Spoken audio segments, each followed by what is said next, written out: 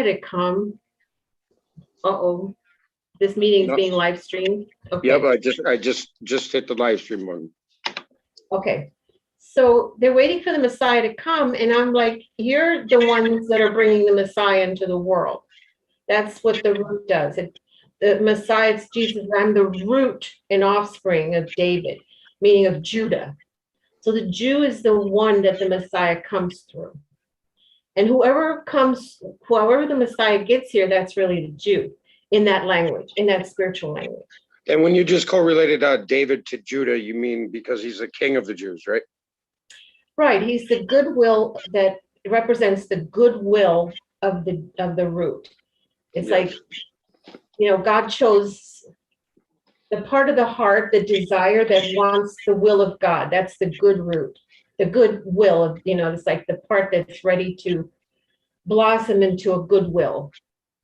Okay, first of all, let's distinguish what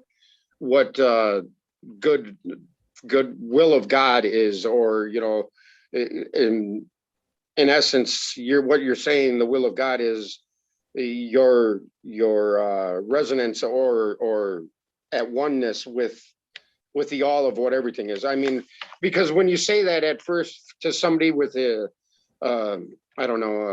5 sense perspective thinks, so what does that mean? We gotta succumb to some being that's outside of us, or and I don't want to just lead you right back to the in and you know what I mean. So do you know what I'm asking there?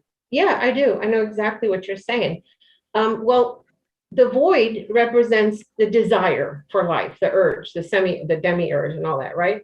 So here we are in this urge, and we want to live, we want to, buy things, own things, know things, taste things, smell things, we want to touch things. It's like that's where we're at. We're in we want things, right?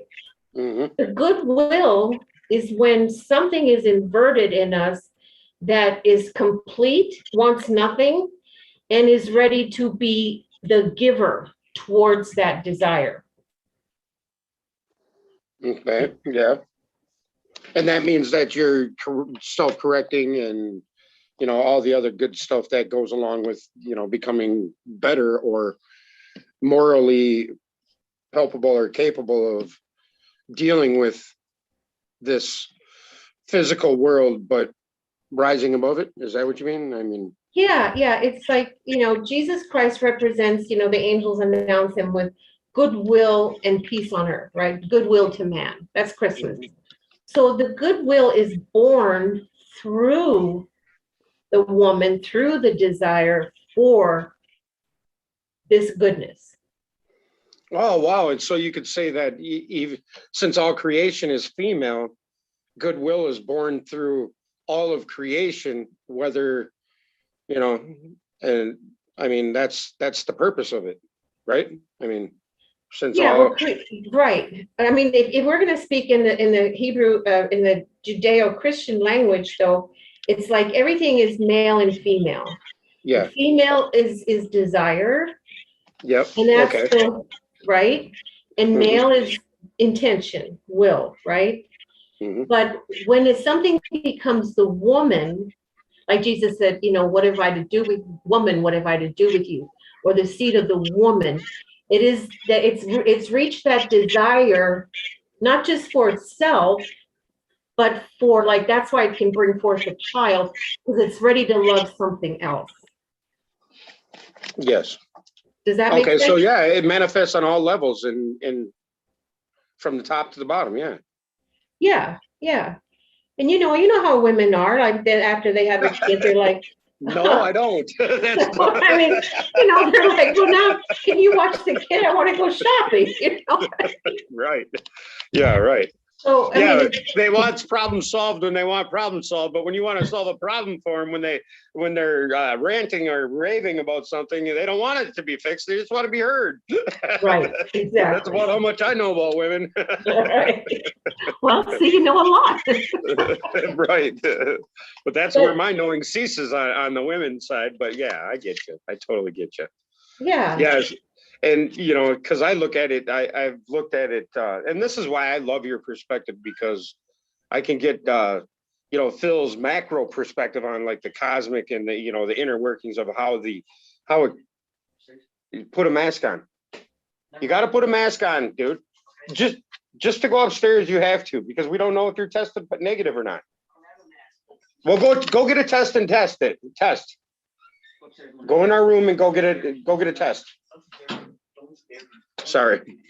No, it's okay. I understand it. I mean, it's, you know, my whole family in Michigan just came down with it.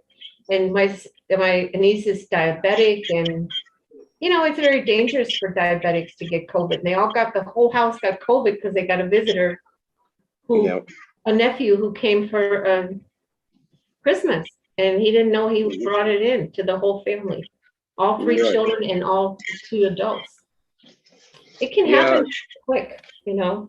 Right. You know, it's the one thing I can say to the Rona aspect is, you know, I've been taking ivermectin for 3 months since he got it the first time. You know, he's had it 3 times now, or twice now, second time in 3 months.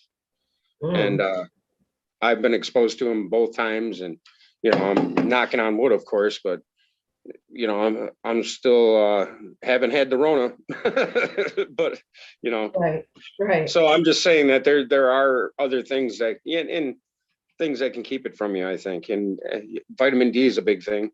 You know, just I take my vitamin D religiously. You know. Yeah. No pun intended, but yeah, well, for sure. I mean, you got to be smart, you know, like you feel a cold coming on, you take extra vitamin C, you take some things, you know. No, I'm not saying I go around licking doorknobs or anything, but, you know, I'm Jack's here.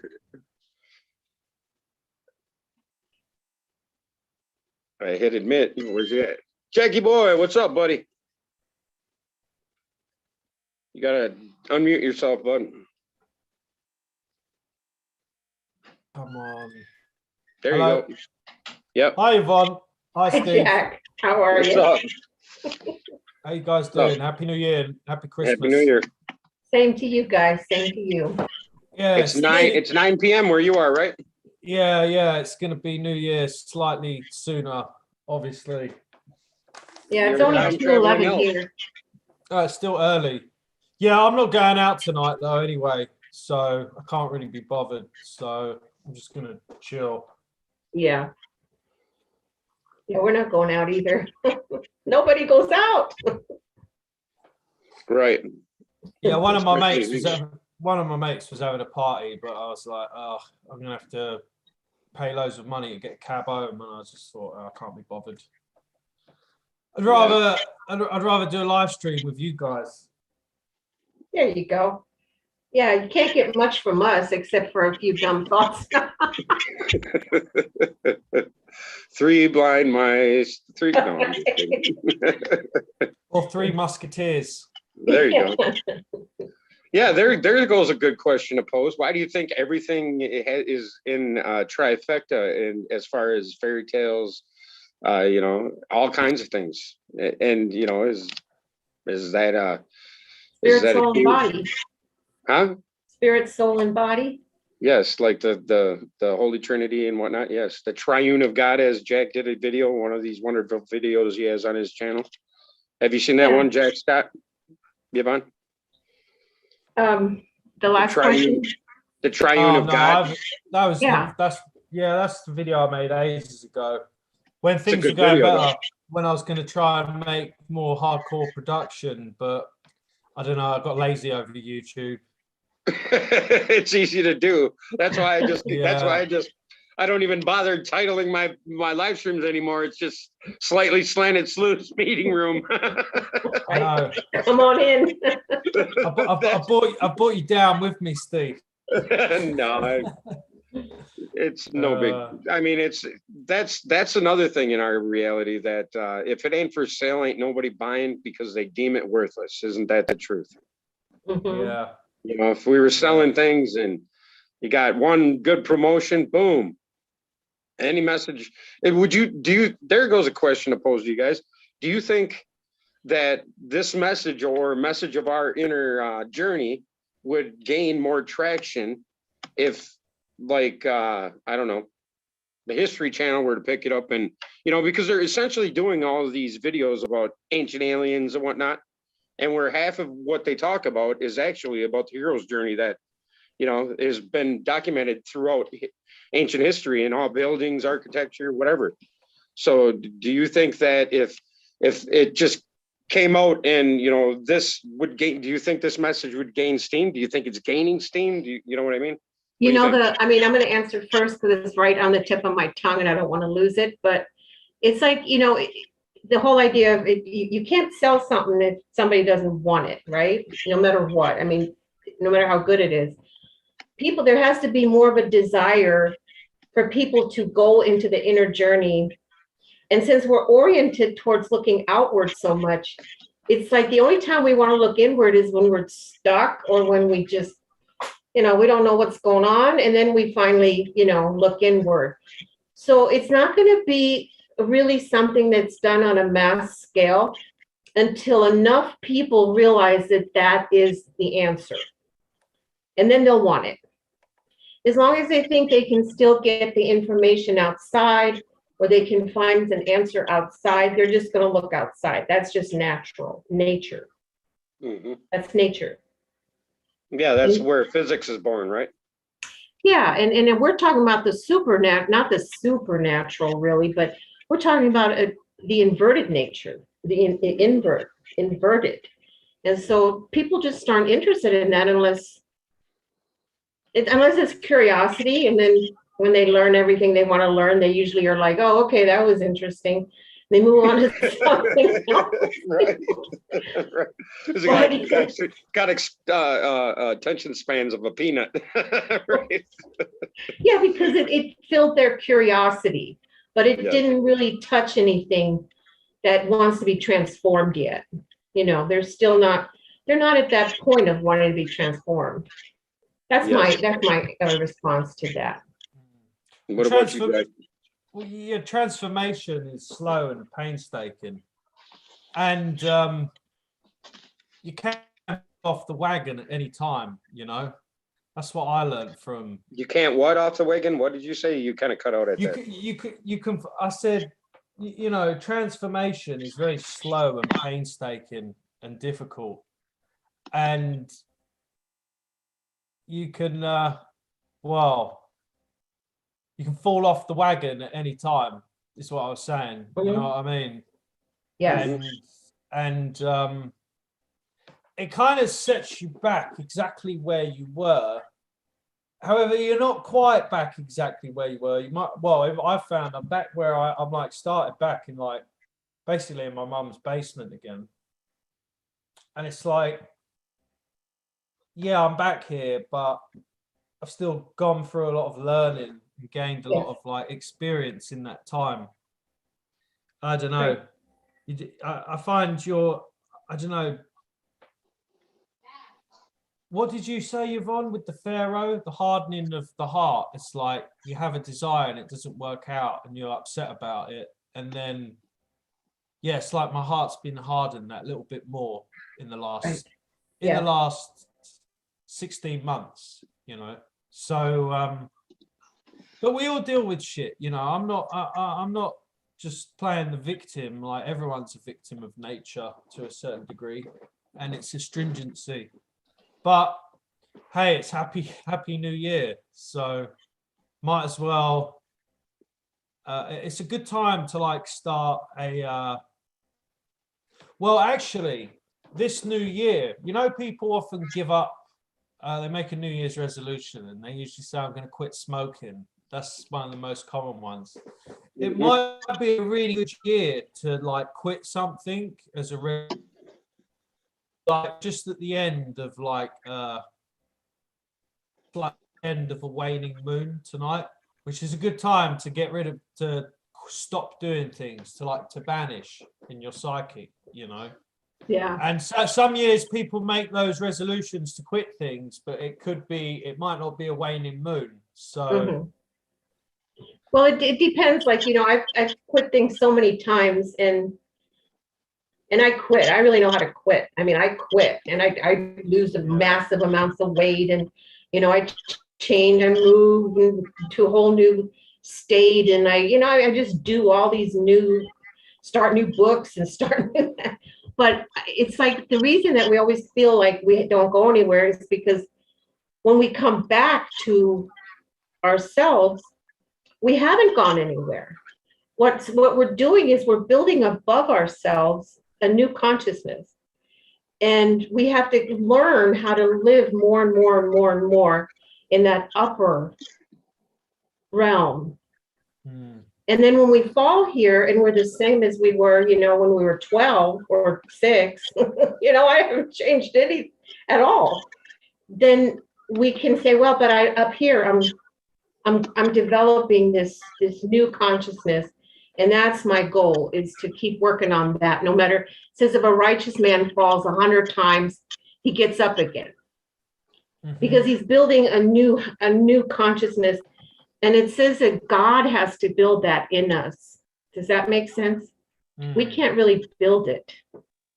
We can just keep surrendering and going back to the singularity and letting it form this new, it's like a whole new level of consciousness. Mm. And here we're always the same. I mean, we do change. It does manifest here. Like, I'm not totally the same as I was. I do have some progress, but most of it is just in inner peace, inner joy. I can't say I as you get older, you lose a lot of things you've gained. When you were in your 30s and 40s, you get 60 and 70 and you lose them. So you can't go by that. Mm. Or can you? I don't know. Is this what the human or nature pushes us towards, like the setting of the sun?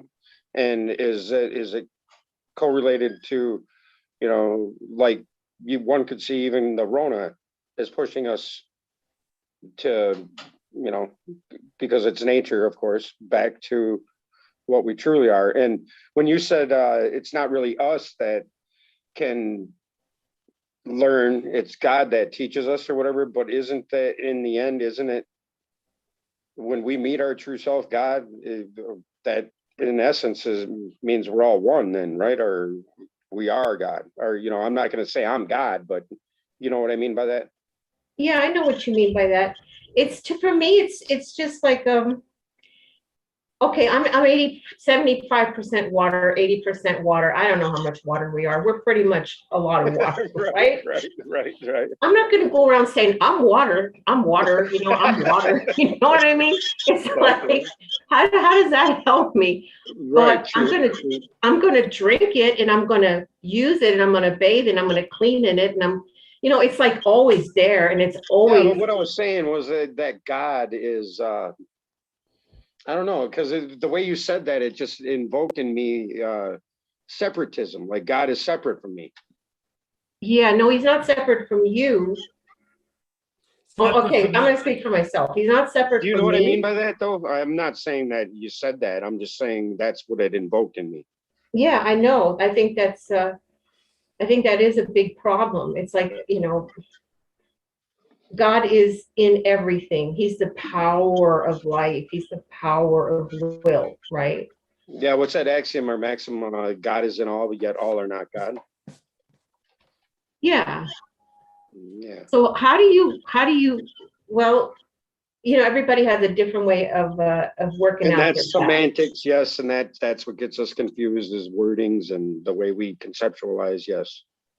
But I like to always understand other people's language so that I can speak it more. I can speak in their language, because instead of trying to get them to understand mine. Right. So go ahead, Jack. What were you going to say? Well, what Steve was saying just then in your answer, I was under the understanding it's like the ego part of yourself, the Aldebaoth, the transient part of yourself. It does like have God, a divine spark of God, but it like dies. Do you know what I mean? So like God has Does God die? No, not that I think of. It's like eternal life. That's the whole point of God, right? Do you understand what I'm getting at here? Yes, There's a part of us. There's a part of us, even though it is connected to God, it's still. That's just the nature of physical. Like for something to be born, something has. Nothing lives forever. Nothing lives forever physically. You know. Yeah. Right. The good and evil root. Yeah, in the tree of life. Yeah. Well, the ego is a temporary state. We all know that because it keeps changing, right? So the ego is the created part of us. It's created. It even says it's created by God, but God also, it says, destroys it. So if he destroys something that he created, it's like, the question is, don't I have the right to destroy what I create? That's what the Bible actually asks. And the ego's like, hell no, you know? Right, I don't want to go. No, I don't want you to do that. And he's like, yeah, because I'm making something better inside of it.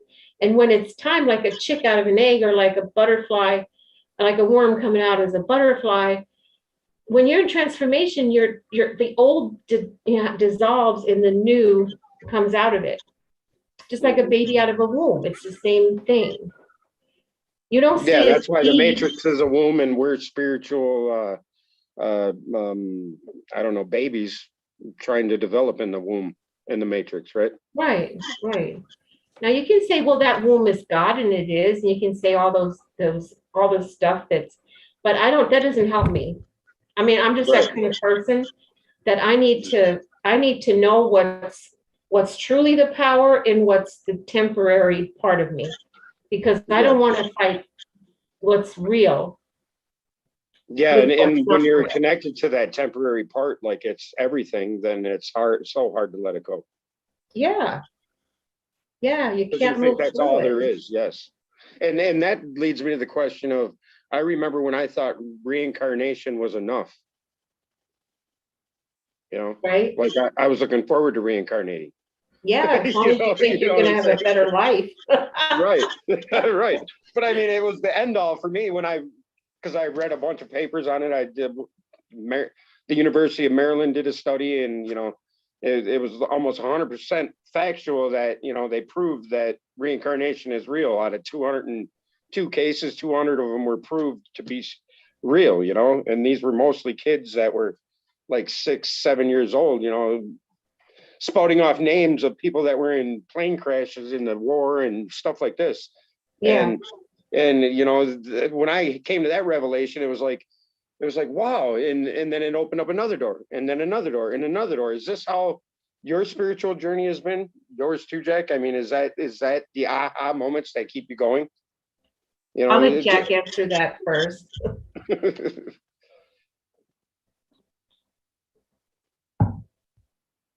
He's doing something. Oh, he's on the phone. Okay. Yeah. Well, I'll tell you. Yeah. Okay. Here's the thing. Like, if I understand it biblically, we reincarnate 6,000 years according to the Judeo-Christian teachings. And that's why the Bible dates back 6,000 years then? Right. It's like 6 days. We work on as our ego. We develop our ego.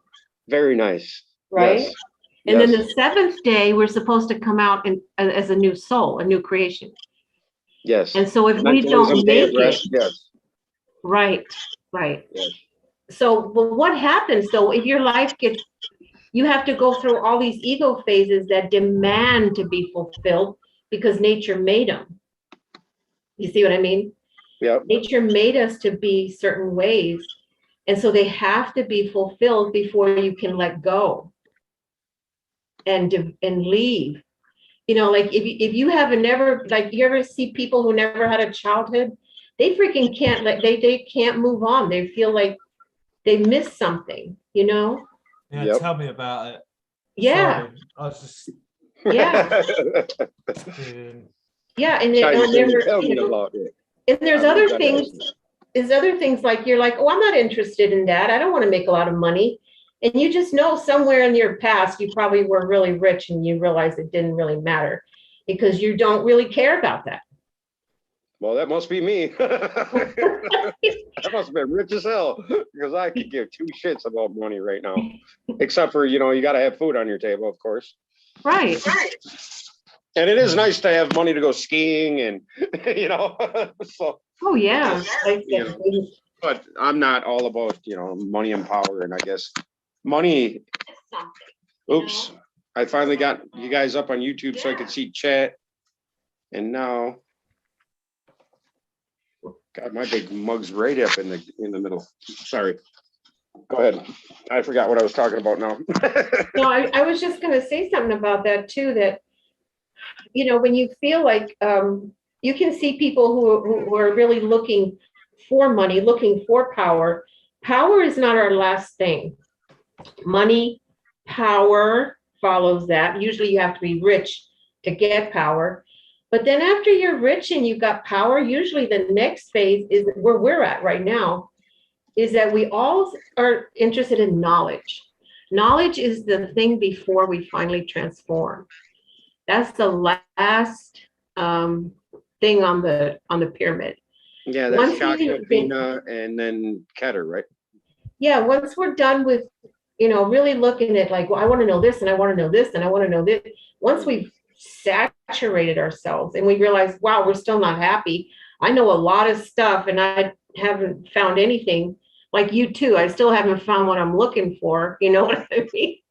Right? Right. Mr. Benza chimes in. Anybody have any money they don't want, just send it to him. No, I want money. I'm not driven to make it. That's what. Right. Yeah, I see it like money is, I don't see it as like money that I want. It's like money that I need just to kind of make ends meet and stuff. That's really what I'm bothered about. Anything beyond that, I don't really care. But it's like really when you get to like huge sums of money really becomes more about influence, doesn't it? Yeah. I mean, when you got however many billions, I mean, look at Bill Gates, how many billions of dollars, well, he's just messing around with things because he can, you know, because he's got all that wealth, but who cares anyway? Well, who knows? The thing, he may think he's doing good things, you know. We just perceive it differently because we're on the lower rung of it. Who knows? You know, he could be doing good things. Who knows?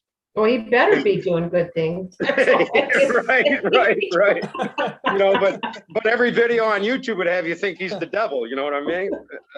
Every video. I'm sure he's doing some devilish things, but I think he's trying to do good. He's probably too ignorant to know really what good is.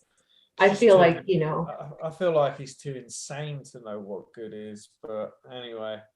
Well, it's like Akhenaten, you know, he was corrupted by his nobility and his power and his money, and you know, he was so corrupted he started calling himself the Aten, you know, when in essence he was hiding the truth about what ascension is and what Jesus is, and you know, all of that stuff, you know, and it's shown right. Yeah, there's a funny comment here, Camon, saying, as money rises, so does the ego. It makes me think of that South Park episode where they get all that money and all the blokes like sleep with all the women. And then they give this ape loads of money and then the apes behaving in the same way as the humans. I don't know. Yeah, we all come to the same mistakes because we're like the same, you know, we may do this one more or that one more, but we all got to go through the fallibilities of all these levels and their limitations and their glory. There's a lot of glory in knowledge. There's a lot of glory in being creative, and it's all part of the big journey, is to be happy and then to find out that wasn't all there is. Yeah, that wasn't all there is. What you just said there about glory, it reminds me of like Hod on the Tree of Life. And I know that I read somewhere in Kabbalah that one of the negative aspects of Hod, whatever you call it, is that it's really summed up really well by that Stevie Wonder tune. pastime paradise. So you become fixated with your achievements through transience and you can't let them go. It's like a lot of researchers don't move on from their groundbreaking research because bingo, that's a good point. Do you know what I mean? So that's like, that's supposedly one of the negative aspects of HOD, coupled with over intellectualization that gives rise to rigid order. Not enough chaos in the system, too ordered, which is really part of like tyranny as well. Thoughthanana love that because he's the chaos Belvedere. he loves pushing that chaos theory out there. And it seems like there is a lot of like weird chaos magic in our political zeitgeist in the last 20 years, pretty much since 9/11. Do you know what I mean? Well, wouldn't you consider that just the entropy of the system just gaining function because of our separateness is, and I think the law of nature has it that it will eventually do that to bring us back to one, right? Don't you think so, Yvonne? Does that make sense? Yeah, to bring us back and to be ready for a higher level and to be ready to be willing givers instead of forced givers. You know, one of the things I believe that made Adam and Eve fall is that, you know, the good root of the tree, let's say, is the Messiah. I believe that. I believe the good root is the Messiah. And the evil root is Satan, right? So Satan was able to tempt the heart or the desire with knowledge over love. And the whole journey is to find out that love is really what we're looking for. But we get it at the end. We don't get it at the beginning because we wouldn't value it. We just wouldn't value it. Right. Not to stop that thought, but somebody in chat, Fractal Truth, can you see chat, Jack? Yeah, no, I saw his comment. Okay. I've got the, I saw his comment. Oh, now I just see your response. All right. Sorry. Yeah. It's I only responded because he said message deleting in 1 minute. Yeah, that's why I was chiming in. So I didn't mean to cut you off. That's all right, man. Oh no, you didn't cut me off. That's really pretty much it. I did want to say about Hod that, you know, there says that the weakness of God is stronger than the strength of men. I see Hod as 0 and Netzach is 1. And you know, we now, all what are these words you're spitting out at me right here? Hod and Netzach and what is that? The left and right leg on the Kabbalah. Oh, okay. The Hod is the left leg, is the weakness. It's the stumble, the leg that stumbles. It says it's the stumbling stone. It goes out of the way because it doesn't want to follow Netzach. It wants to go in its own direction. And it says, don't do that. Try to walk together as one, you know. I mean, you ever see a person who it's called limping in spiritual terms. And on Jacob's thigh, there was that weakness. That's hope. It was like the angel gave him that weakness because it would keep him weak so that he would have to learn how to walk with Netzach. He would have to learn how to adjust himself to the confidence in the higher mind. Does that make sense? Yeah. Yeah, it's just that these, you know, I got to do some reading, it seems, because recently I've been having a lot of. It's just a language. It's just a language. You can just look at it like, you know, that your legs. Remember, Satan lost his legs. Right. And so it's like he doesn't have any understanding. I mean, so obvious, right? Literally. Right? So he has no bina. Right. Yeah, and so it's like, how does he get those back? What is the transformation of Satan is getting his legs back? And Netzach and Hod are the transformation of the ego into man, to stand up. Every time God is talking to man, he says, stand up or rise. It's like this sense of get your legs back. Get that understanding, you know, that you need in order to walk with me in the right way, you know? Yep. That's all that means. That's all it is. Yeah, I just mean like I felt lost when you said those words. I was like, what are you talking about? So I know, I'm sorry. That's why it's like no, that's learning a new completely all right language all the because time. it just broadens my understanding, and that's what I'm all about. That's what I'm doing this for anyway. Not to be selfish, but I do this to broaden my horizons and figure out things, and Yeah. I'm so thankful for everyone that I come across in this journey because every one of you have helped.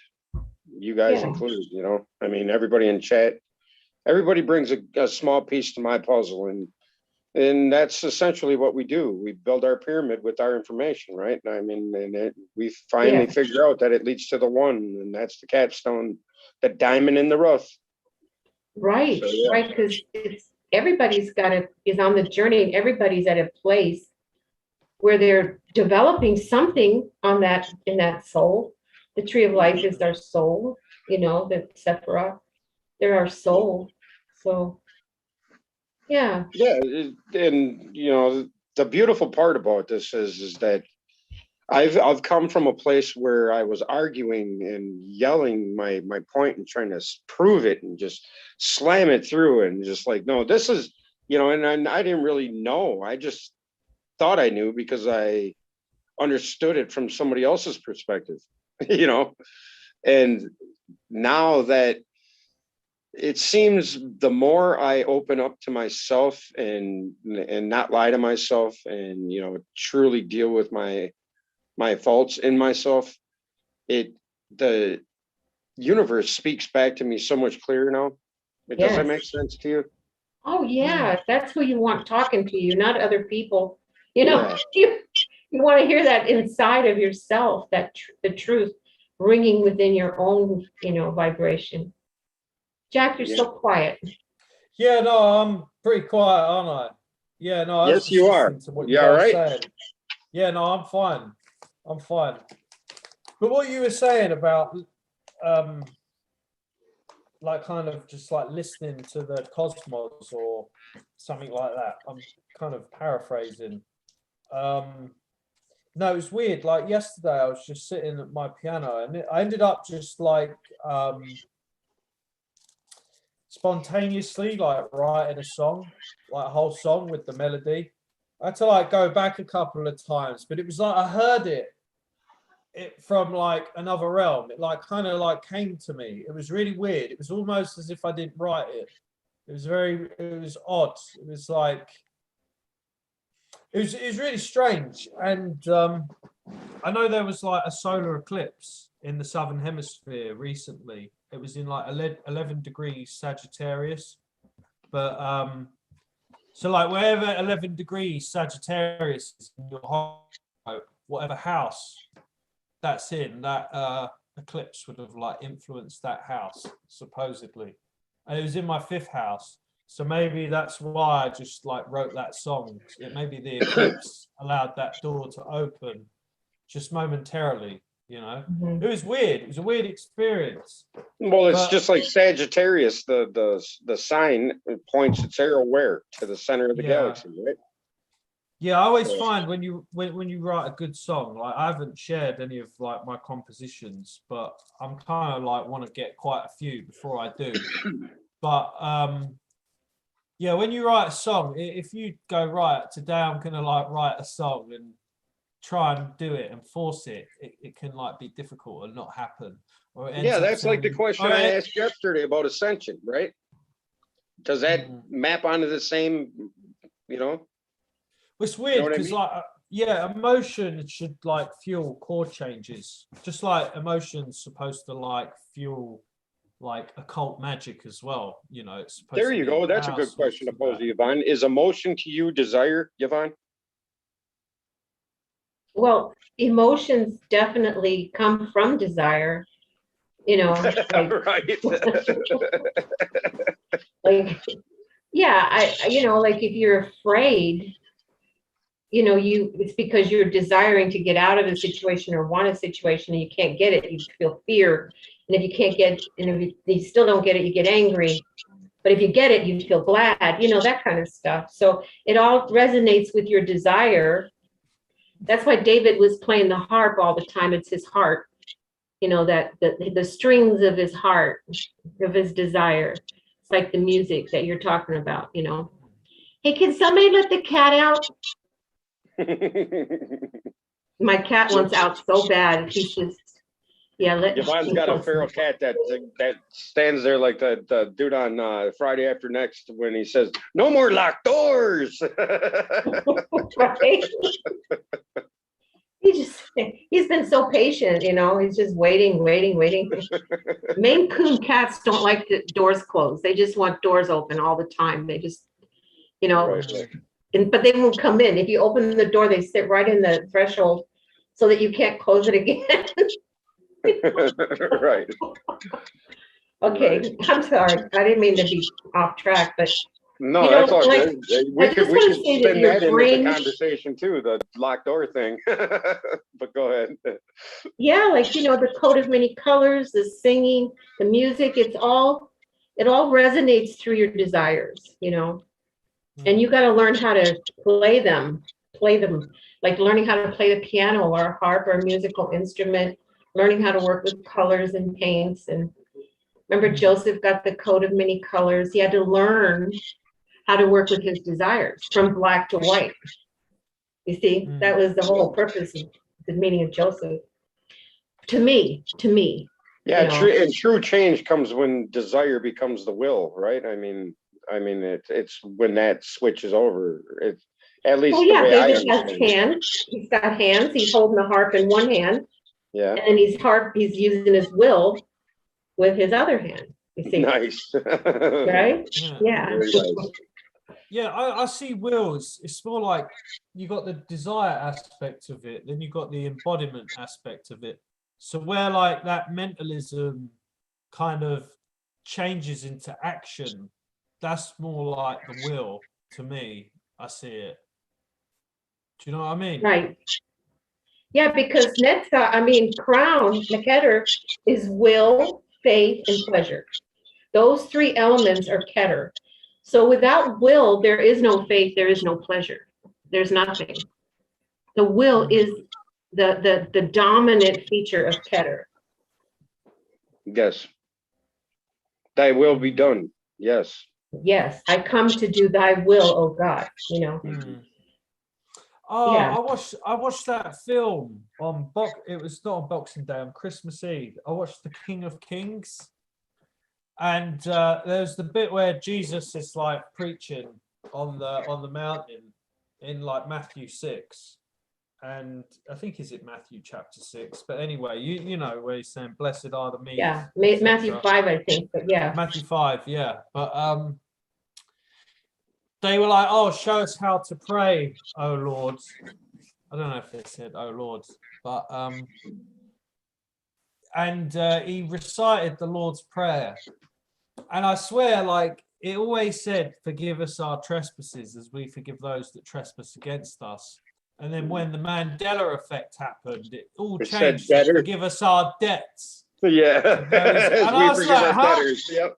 I was like, what the fuck? I mean, it's still, it's kind of a different meaning altogether, debts and trespass, But anyway, yeah. Yvonne, are you? I'm curious to ask Yvonne if she's hip to the whole. Does she? Are you wise to the whole Mandela effect thing? Or have you looked into it at all? I'm just going to smoke quickly. I'll be back. No, I do know that there's a difference, like between, forgive us our sins, and then John sees the Lamb of God who takes away the sin, the singularity of showing that sin is like a whole thing that manifests in different levels. Debt is like it's a debt we owe to the higher mind that manifests into doing all these things that cause us to have many debts.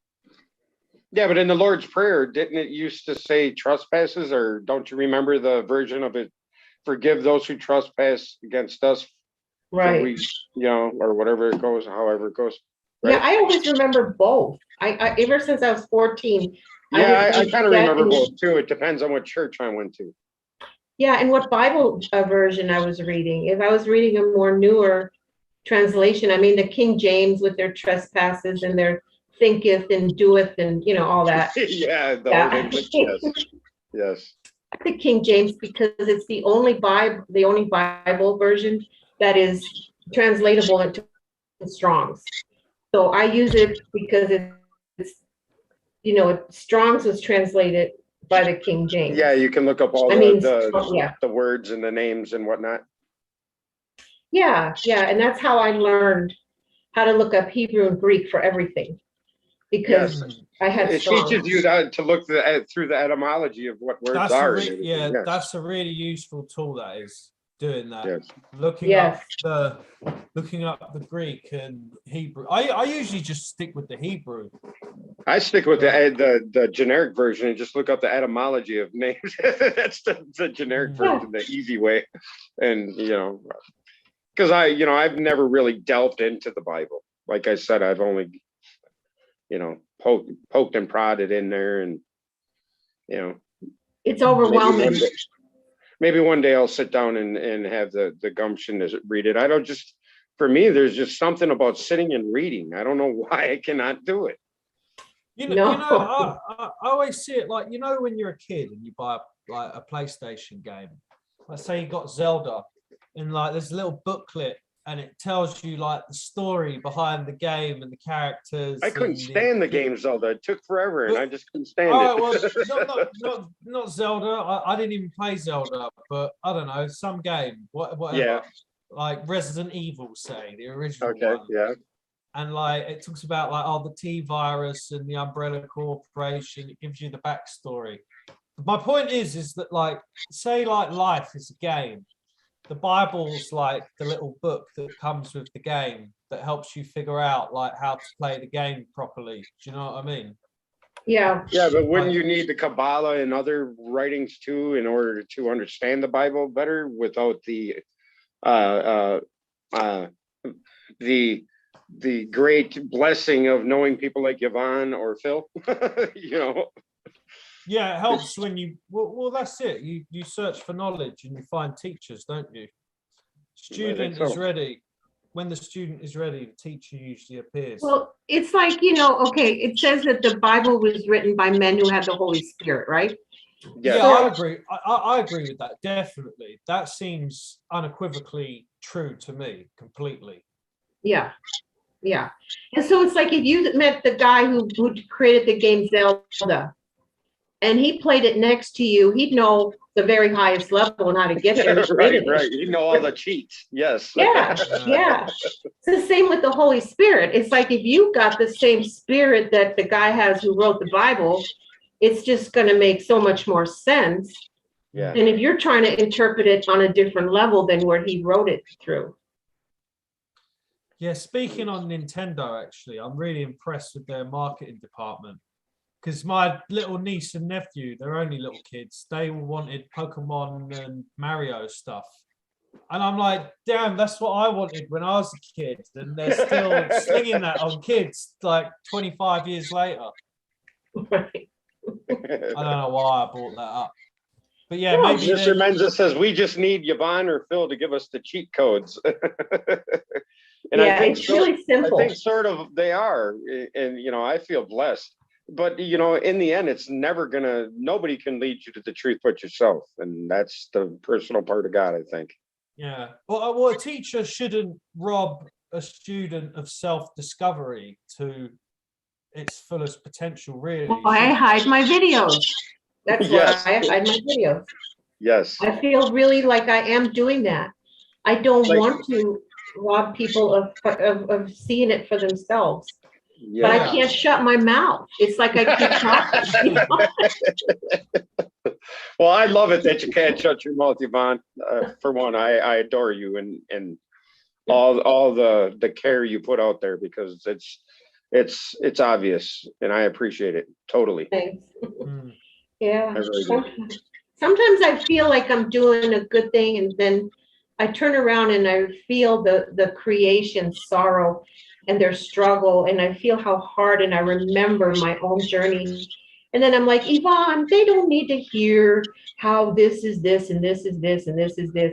They need support in just getting through the struggle and finding things out for themselves. It's just really hard when you get someplace to want to go back with somebody in the total struggle. But that's really where I need to be. Is if I'm really going to help people, I got to remember where they're at instead of trying to get them where I'm at. Yeah, it's like that's God beautiful. works with us. He works with us where we're at. Yes. And we're all on different levels of wherever we're at. And yeah. There's a few that really hook into where you're at because they're on the same plane or the same level of understanding. But and if you notice, eventually you even drift from them. Yeah, I know. Because you learn at a different rate or whatever. And that's the beautiful thing about it too, is that I've been trying to convey this the last couple of times that we've talked, that things, when you ask for help from God and you really want it, it comes to you, and you just don't understand it comes to you until later. Right. Until after the problem you've asked for help has been rectified in you, and then you have these aha moments like, oh, that's why that happened. That's why that happened. And it's just beautiful. Yeah. Yes. And that's something that even, it's like, that's something you should not steal from somebody else. It's almost like, taking away. I think it's their impossible to joy. steal it though, too, Yvonne. I think you're overburdening yourself with that worry, because I think it's impossible to steal it from somebody else, because, like we've said, until the student's ready, they're not going to hear nothing from anybody. That's true. I have 2 grown kids. I know. Right. Right. I mean, and this is why I struggle, because both my children are very spiritually and smart and very full of wisdom. They are not on my path, and they don't speak my language, but they found their own language and their own way of knowing what I know, and they've surpassed me in many ways because they listen to their own inner. Mm-hmm. And I know that you can't force you cannot force your knowledge on anybody without alienating them. Yes. Alienating. Being overbearing. Yeah. Yeah. Well, isn't that what's going on right now with medical technocracy? They're trying to force their. Yes. It sure is. On a mass scale. Oh God! Shut up. Right? I know. So many opinions. So many. It's like, gosh, you just feel overwhelmed with everybody else's whatever their agendas are, and you don't know. Sometimes you don't know what someone's agenda is until later. Maybe you go, oh, that person wasn't really interested in my development, or they were just looking out to boast of where they were at. And that's okay. That's part of the journey too, is boasting where you're at, because you have to learn how to stop doing that, and you don't stop doing that until you do it enough times, where people say, "Fuck off." Right. Ain't that the truth? Yeah, it's true. Yeah. Totally true. Yeah. And that's, I've learned to stop, tried to stop voicing my opinion so much, as far as, me being right and everybody being wrong, because I think we're all right in a way. Yeah, we're right where we're at. We better be. We're all right.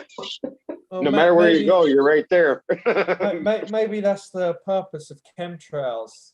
Man has to spray the skies before man realizes that's a really dumb fucking idea, and don't do that again. Just from what you were saying with bolstering what you've got, like, you have to do it more, and then you get a reference point. Oh, I shouldn't be doing that. Right. Yeah. Well, if you listen to a Kabbalist long enough, they'll come around to how everything's really just an illusion, Maya. Well, on that note, if you bolster what you've got and create a kind of win-win scenario around that, then it's not such a bad thing. But if your gain is predicated on someone else's exploitation to a certain degree, then it becomes a moral question. Yeah. In that modality. Do you know what I mean? Yeah, and that's just so natural for our ego to want to exploit because that's how it thrives. That's how it functions. It functions on competition. I mean, look at football, look at games, look at everything. It's all about competition, competition, awards and ceremonies and the Olympics. And there's just nothing without, wanting to be better than somebody else. That seems to be the only thing that motivates people. Yes. I bowl, and that's what I deal with every time I bowl. It's crazy though. Like, I know it's true. There's a lot of like things like I play golf, but I wouldn't not play because, well, I'm not going to win more majors than Tiger Woods. So what's the point? Like the ego trying to be the supreme champion of whatever it wants to be. It's like a function of like grandiosity. Yes, it's got to be king of the hill. It can actually rob you just from like the experience, You can have fun playing music without playing like some crazy Chopin or whatever, Mozart. Like you can do things like simply and truly and still gain satisfaction from it. And I think that's in our world, that idea. Like you find a lot of people don't have hobbies. So what do you mean? Like, oh well, what's the point? I can't be. So do you know hobbies in competitive kind of where it would lead to like competition, like say playing like bowling. Bowling, exactly. That's another one. Like playing pool, because you got an opponent at the end of the day, so you're trying to beat that opponent.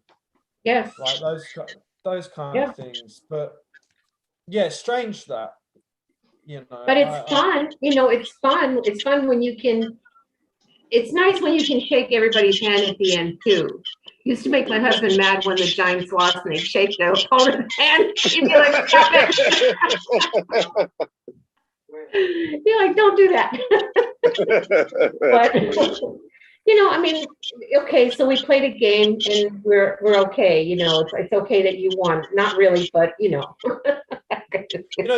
greatest expression you tend to see of sportsmanship in any sport is often in like boxing and mixed martial arts, because it's kind of a transcendental spirit experience the guys are having. They're trying to kick each other, bash each other's heads in, and you often see like if there's not bad blood between the fighters, they can be like they hug and they're really emotional. You don't, and I guess it's like let's not beat around the bush. They're the most dangerous sports you can compete in.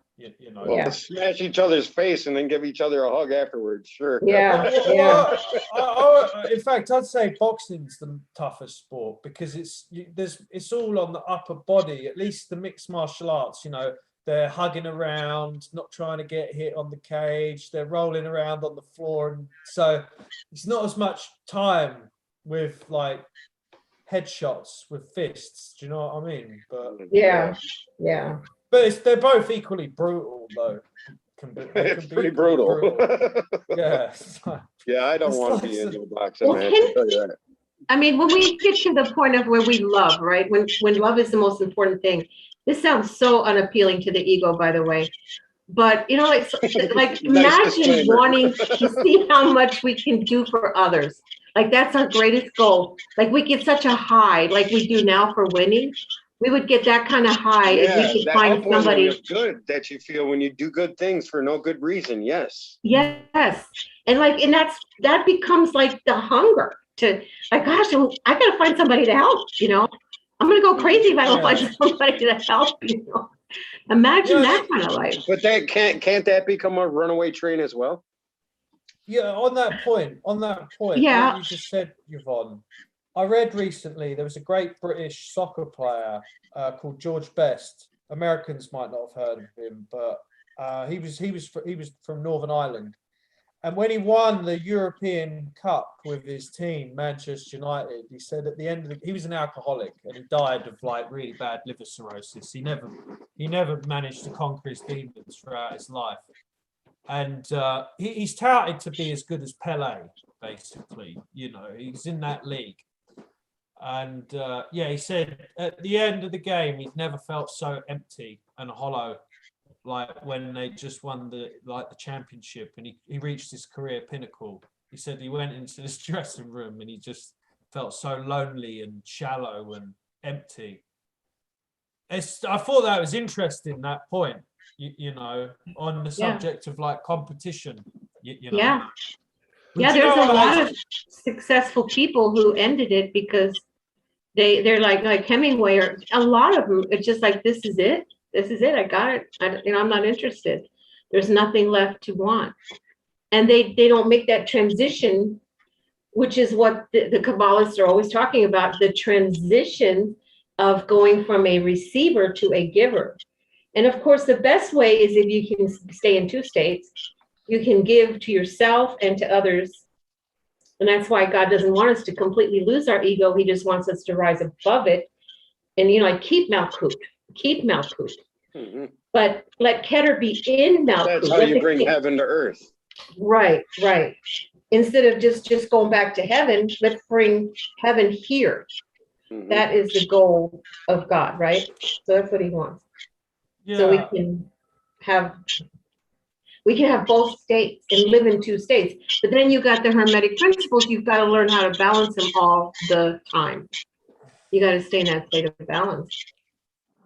You can't take more than you need without feeling it. You feel it like as a transgression. Like when I eat too much, which I do all the time, I feel horrible because I don't need it. You know what I mean? I don't need it, and I know I don't need it. And so it hurts me. It hurts me more than just like weight. It hurts me spiritually. I feel that. Makes sense? Right. Yeah, everybody's like, don't talk about your fat. It makes complete sense. So yeah, that's what it was like when I was a pothead. That's what it was like when I overeat. That's what it's like when I drank. I mean, everything. Mm-hmm. Mm-hmm. You know? Yeah, you feel like you're out of balance somehow, you know, like I don't need this. Why am I doing this? You know? Mm-hmm. And so your own inner, your higher self is like, whoa, easy, buddy, you know, take it easy. You don't need all that. Like, yes, I do. Mr. Menza has a question for you, Yvonne. Do you think the yoga cycle is a thing where human consciousness rises and falls as a whole? Well, that's what they say. I mean, I don't know. I haven't come to the part where I've fallen again. I'm here. Like, how old is the earth? Like billions of years old, right? Right. And I believe that there are cycles, because it's like I was talking about the 6,000-year cycle of the ego. The Bible calls it a harvest, right? Mm. At 6,000 years, the spirit man starts harvesting the soul, and he's like, I'm separating the wheat from the chaff, the good from the bad. It says the angels do that. Will you become like an angel, like a measure of a man? And you start separating what's bad and good in you, right? So you've made a cycle. Now what happens after that? Maybe you'd like that for like millions of years. Who knows? I don't know how long you can stay above it and all the things that you can do. I'm hoping, you know, I don't know. I can't see that far and above. I have to take somebody's word for it. Mm-hmm. I only know what it's like to rise above the ego. I don't know all the things that are possible above the ego. I don't know. I'm sure it's just a lot of things that we can do. But first we got to all get there. And then we'll see it manifest. You know, we'll see how it manifests. What was that song? It goes, I'll see you when you get there. If we ever get there. What was that tune? Is that Puff Daddy? I can't remember. It just reminded me. It came to my head. It's weird like that. How music, a piece of music can just, someone says something and it evokes a piece of music. Well, that happens to me. I don't know if it happens to other people. I'm sure it would do. Well, you're a musician, so it probably would happen to you more, but. No, Betty White died today, I heard. Just heard. Yeah. You know, actually, I read quite. She was a Golden Girl, wasn't she? Yeah. I read quite a good quote, but it was from a terrible person. It was a quote from Henry Kissinger, and it said, just do what you think is the most important thing that needs to be done, and the rest will take care of itself. Now, I don't think geopolitics and bombing Laos and getting a Nobel Peace Prize is the most important thing that needs to be done, but there is some kind of truth into his statement there. Yeah, yeah. In our world, we're not politicians, but if we were, that would be something we'd want to do, you know, if we were politicians. But since we're in our world, we got to do it at our level. Like, what's the most important thing we can do today in our world? And it will take care of itself. It will. Love. Huh? I think love is the most important thing we can do. Yes. Yes. Regardless of what it is, loving your enemies as well as your neighbors. Yeah, and you know, for me, love most of the time still doesn't have any taste. You know how the children of Israel were in the wilderness, and they were given all this manna, and it means, what is it? And it's love. And they were like, it doesn't taste like anything. It ain't gonna fill my belly. Oh, is that what the manna bread? What's love got to do with it? Right. Yeah. What? Yeah, Yeah, it takes. Go ahead. I'm sorry, I'm just looking that up now. You said in the amazing name manna. Yeah, it means, what is it? Oh, it does. What? And then we ate the manna. We ate the what? That's a pretty good revelation right there. Yeah. I remember when Stone Cold Steve Austin went heel, and his punchline was saying, "What?" That's what? Just, What? Yeah. Say what? No, it's true. And they were like, is this all we're going to get? And they wanted to go back to the flesh pots of Egypt, meaning to the tastes of what is in the ego. They wanted to go back to that taste of receiving something instead of just, you know, giving something. It's like, hey, is that what we're trying to do with this coronavirus? Is get back to that? I mean, yeah, we do. We want to go backwards. Yeah, we do. Mm-hmm. We do. Yeah, we want to open 100,000 more restaurants and kill 7 billion more animals. You know, I don't know. And cut down a zillion more trees so we can make a whole bunch more furniture to throw in the ocean. I mean, we just want to keep making stuff. I think bug burgers are the future, man. What did you say? What did you say?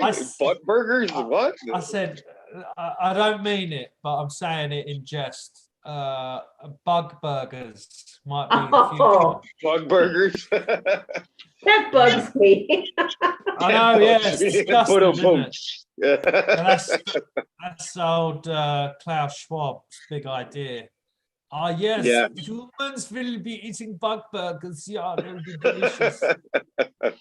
Well, I've been saying, Yvonne, lately that, you know, and I don't know why I keep saying, because it sounds kind of brash and disgusting, but you shit in your backyard long enough, eventually you're going to smell it. You know, and I think you're smelling it. Yeah, you got to clean up, and you got to, you know, stop destroying your home. This is your planet, you know. The meek shall inherit the earth, and who wants it, right? Right. They better be damn well prepared with some flamethrowers and whatnot. Yeah. Yeah, that's what I don't like about Christianity, this idea, well, we're going to heaven, we don't care, you know. Yeah. But heaven's coming here, you know, you better care. You better care. Yeah. So you say heaven would only be experienced from the point of view of a physical being? I think that there is a transformation of the physical. The earth will become more and more spiritual. That's what I've been told. I can see that happening in the sense that I don't feel the world that much. I feel a vibration of it. I feel the sorrow. I feel the conflicts, but I just can't really focus that much on the details anymore. It's almost like it's becoming this Oh big God, blur. yeah, it's so insufferable though, isn't it? I mean, think it's just like, oh, like, Yeah. like if you like watch like the 10 o'clock news every night on BBC, it's just like, oh my God, these people are just so full of crap. But they're living in their own like bubble echo chamber, and they don't. So, Yeah. One could say that's what we're living in too, though. You know. Yeah, but it's a nice echo chamber. Right. It's my safe space. Right. This is my safe bubble, right? Yeah, this is my safe space. You can't touch me here. Yeah, we're creating that. We're learning how to create our own safe space. I think they want us to. I think they want us to stay home and learn how to be happy being alone and getting along with our family. And stop running around, looking for so much ways to waste everything, But I hope that after we learn how to do that we can go out and enjoy nature again. Did he test negative? Huh? Missy? Yes, he tested negative? yes. Cool. Yeah, I wish there was a test to tell you which variant he had, because now he's two for two. Man, I haven't left the house. That's why probably I'm safe, but I don't want to. I can't anyway. Never mind. I'll just stick in my room. My wife is trying to make him wear a mask and he won't do it. He says you go back in his room. See, we're forcing everybody to be, in their own bubble and to like it. That's what's happening. That's some funny. people don't want to. Yes, Just laughing right here in front of me. but it's like almost like the cosmos is some kind of spiritual quarantine. He shouldn't. He doesn't have to wear a mask, honey. Seriously, because they say in 5 days. Yeah, but he's tested negative. He's not going to get us sick. Quarantine for 5 days, then you test, then you wear a mask. For 5 days. You're the boss.